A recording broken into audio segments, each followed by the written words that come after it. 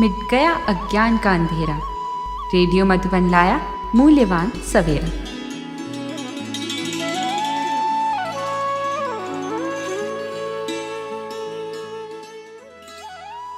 ओम शांति। आज मेरा विषय है परचिंतन से छुटकारा। वर्तमान समय आज व्यक्ति दुखी है, उसका मूल कारण है एक दूसरे की बुराई देखना, सोचना, औरों को सुनाना, और जिसके कारण व्यक्ति दुखी है उसका खुद का भी टाइम वेस्ट जा रहा है और दूसरा का भी वो टाइम वेस्ट करता है।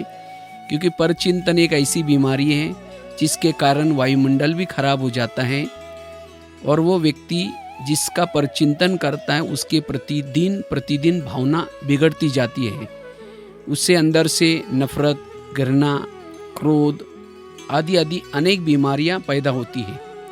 वास्तव में इस दुनिया का हर इंसान अच्छा है, हर व्यक्ति अच्छा है। अगर हम उसको सकारात्मक विचारों से देखेंगे तो हर व्यक्ति अच्छा है। इसीलिए इस परचिंतन से छूटने की बड़ी आवश्यकता है। इस पर मुझे एक बहुत सुंदर एक कहानी याद आई। एक सत्संग चलता था और उसी सत्संग में काफ़ी सारे लोग आते थे। तो एक दिन एक शिष्य ने गुरुजी को पूछा, गुरुजी मुझे वरदान चाहिए। तो गुरुजी ने कहा ठीक है। तो कहा कि कौन सा वरदान चाहिए? तो शिष्य कहता है मैं इतना जानना चाहता हूँ कि मेरे बारे में सबके दिल में क्या चलता है। तो गुरुजी ने कहा ठीक है, मैं उसके लिए तुम्हें वरदान देता हूँ और साथ में एक छड़ी भी देता हूँ। तो गुरुजी ने उसको वरदान दिया, छड़ी दी और कहा कि जिस समय तुम्हें किसी के अंदर तुम्हारे बारे में क्या चलता है, दिल में क्या चलता हो, जानना चाहते हो, इस छड़ी को दिल में लगाना और उस व्यक्ति का नाम लेना। तो उसने कहा ठीक है। तो शिष्य को छड़ी दिया, वरदान दिया, शिष्य चला गया।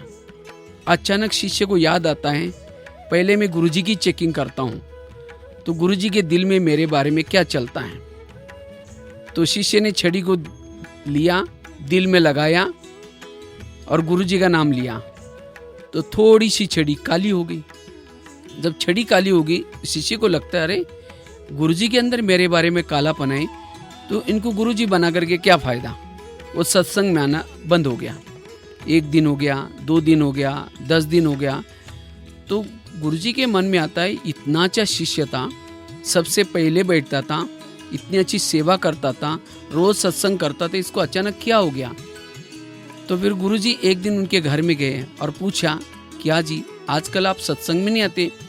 तो शिष्य कहता है गुरुजी आजकल थोड़ा सा बरसात का मौसम है, मेरी तबीयत थोड़ी आगे पीछे है, बच्चों की स्कूल भी चालू हो गई और क्या है घर में थोड़ा मेहमान आते हैं, कुछ ना कुछ वो बहाना बताना शुरू करता है। तो गुरुजी ने कहा कि आप 6 साल से सत्संग में आते थे, आंधी आए, तूफान आए, मेहमान आए, कुछ भी हो जाता था तो भी आते थे, अभी क्या हो गया? नहीं गुरुजी हमारे घर में कोई प्रॉब्लम है, ऐसा ऐसा। गुरुजी ने कहा नहीं सच बताऊं। तब शिष्य कहता है गुरुजी आपके अंदर मेरे बारे में कालापन है, आपने जो छड़ी दी थी उससे मैंने देख लिया, इसीलिए मैंने सत्संग में आना बंद कर दिया। तो गुरुजी ने मुस्कुराते हुए कहा अच्छा, लेकिन तुमने देखा कि तुम्हारे दिल में औरों के बारे में कितना कालापन है? तो शिष्य ने कहा नहीं देखा। देखो। तो शिष्य ने छड़ी को अपने दिल में लगाया, अपना खुद का नाम लिया, पूरी छड़ी काली हो गई, थोड़ी सी सफ़ेद थी। तो अपनी काली देख करके शिष्य को शर्म आई, सिर नीचे झुकाया। गुरुजी ने समझाया कोई बात नहीं, मेरी भी पूरी छड़ी काली थी, लेकिन मैंने तपस्या करते करते, औरों की सेवा करते करते, साधना दान पुण्य करते करते अब मेरी इतनी सी काली है। हाँ वो तो मैं कर ही रहा हूँ, वो तो निकल जाएंगी, लेकिन तुम मेरे को देख करके आश्रम में नहीं आएगा, जो तुम्हारे 6 साल से थोड़ी सी सफ़ेद बनने जा रहे हैं वो भी काली हो जाएगी। तब ये जब बात सुनी तब शिष्य को शर्म आई, हाथ जोड़ के कहते गुरुजी आज तो मेरे अपने आंखें खोल दी, मैं कितना बुरा काम करने जा रहा था। तो गुरुजी ने कहा कि कोई बात नहीं, आज से कभी भी आप बड़ों की कमजोरी मत देखो, अगर बड़ों की देखना ही तो अच्छा ही देखो। तब शिष्य ने कहा कि गुरुजी मुझे माफ़ करना, मैं कभी भी ऐसा काम नहीं करूँगा। फिर दोबारा वो शिष्य सत्संग में आना शुरू कर।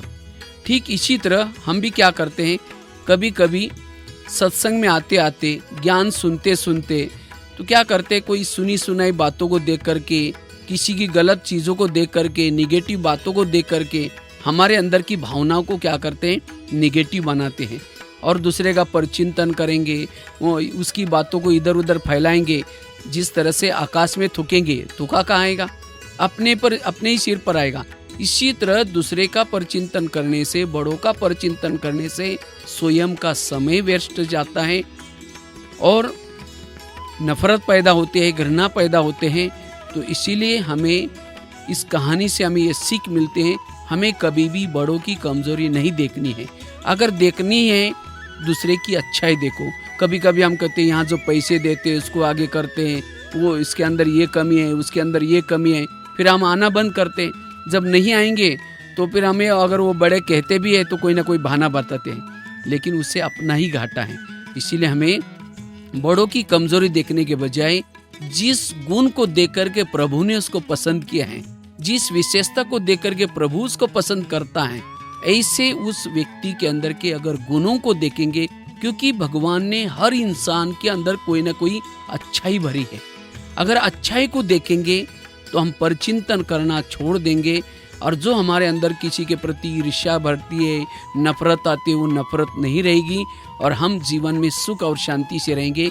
इसीलिए आगे से कभी भी हमें किसी के भी बुराई नहीं देखने की प्रतिज्ञा करनी है और तब हम व्यर्थ विचारों से मुक्त बन जाएंगे, हम जीवन में सुखी बनेंगे और हम अपना टाइम को सफल बना सकेंगे। ब्रह्मा कुमार भगवान भाई ब्रह्मा कुमारी जी में शांतिवन में सेवा करते हैं। धन्यवाद। ओम शांति।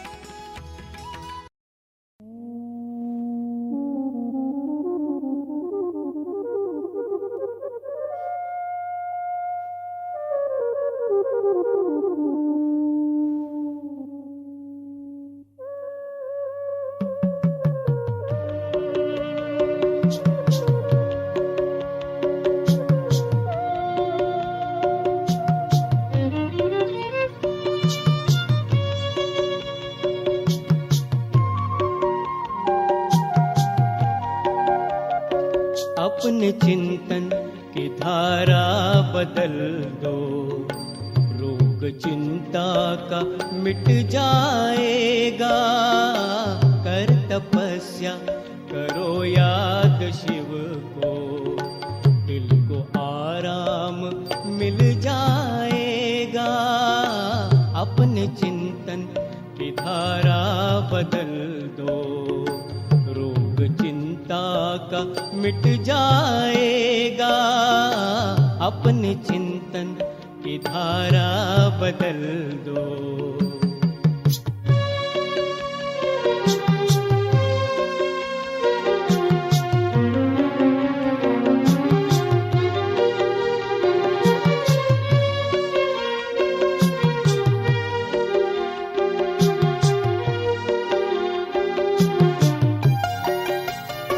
जिंदगी की इमारत बनी है, ख्याल जैसा भी तुमने किया है।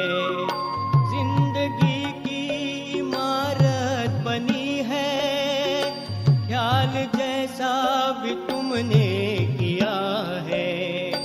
बीज बोया है जैसा भी मन में, फल उसी का तो तुमने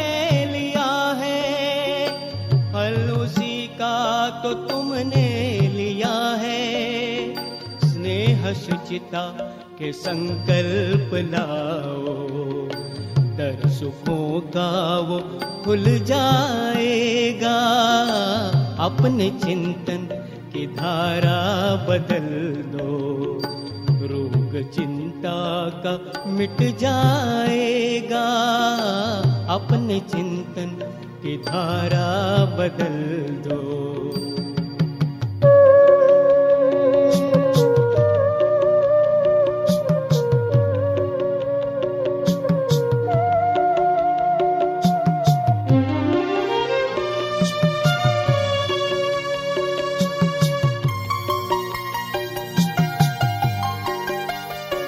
जैसा सोचोगे वैसा बनोगे, बोल और कर्म बदलेंगे सारे।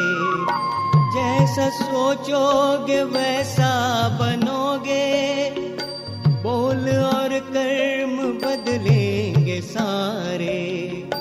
कर्म में योग कर दो शामिल, योग ही जिंदगी को सवारे, योग ही जिंदगी को सवारे। अपनी वाणी से अमृत लुटाओ, बोल वरदानी बन जाएगा। अपने चिंतन की धारा बदल लो, रोग चिंता का मिट जाएगा। अपने चिंतन की धारा बदल दो।